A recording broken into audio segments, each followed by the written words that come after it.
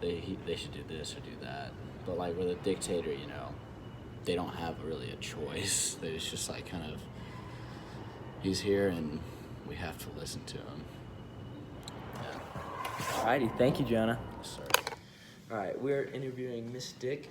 She is a consistent sub throughout Newton High School.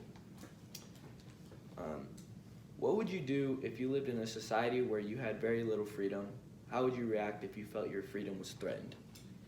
If I had very little freedom, I would try to create it within my group of friends within a small community, and I would hope that by my involvement in a smaller group that it could reach out to others, and I would keep encouraging more freedom for others.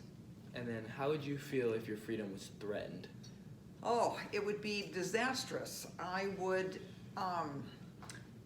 work with legislators, I would petition, I would show up at state government capitals, I would go to the United States Capitol, to Washington, D.C. I would protest and work for getting my freedoms back. Do you feel where you live right now that you have freedom? Yes, I feel I do have freedom. My beliefs are not always the same as the mainstream, as a pacifist, as somebody who believes in equality of all the races, genders, that sometimes that freedom is not accepted by others, but I work for that and hope that it is available to everyone. And has your freedom ever felt threatened? She's already answered that. No. No, I don't think so. Oh, yeah. I was an English teacher at the high school for many years, and a few times there was concern from a parent about what book I was going to be teaching, but it didn't keep me from teaching the book. I was able to give that student another choice. And I also taught AP English, and I required students to see a play every quarter, and sometimes those were a bit radical, you could say, and there was a little pushback from parents, but the administration at that time backed me completely. Do you think our American government is suppressive today? If so, how?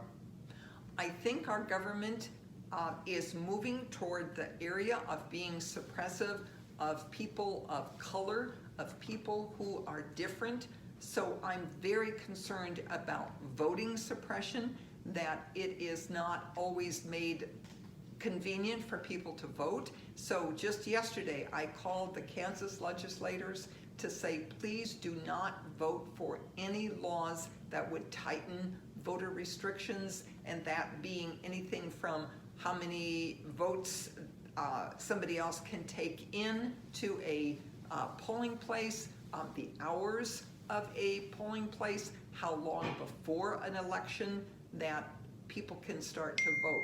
So some of those freedoms are being put into question. So I would encourage the United States government to be passing the John Lewis voter law for widening the ways that people can vote, including same-day registration. And have you ever experienced it? No, I have not. And I'm in that group of a white female who has the ability to get around, to know how to navigate some of those systems. So nobody looks at me like, why are you here? Why are you voting? And I have the freedom with that kind of, you could say, protection, an unfair kind of protection that I think I often have.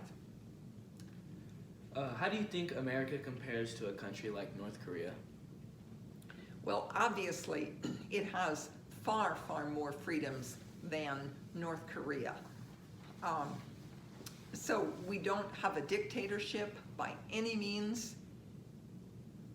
There are times when I think our democracy has been threatened.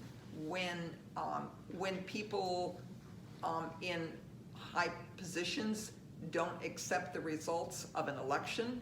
That's what goes on in dictatorships when there isn't a free election. So I think when Trump questioned the election, I think that puts us in the road toward a kind of unfair ruling. That's not democracy, because when people vote, their votes should be counted and not be challenged for one person being able to say, no, that doesn't count. How do you feel about countries that are ran through the form of dictatorship? I'm very sad for that. I'm reading about Afghanistan right now and realizing how people are starving there. They don't have food. Women cannot go to school. They cannot walk about the streets without a man with them. And in some cases, they really can't hardly leave the house.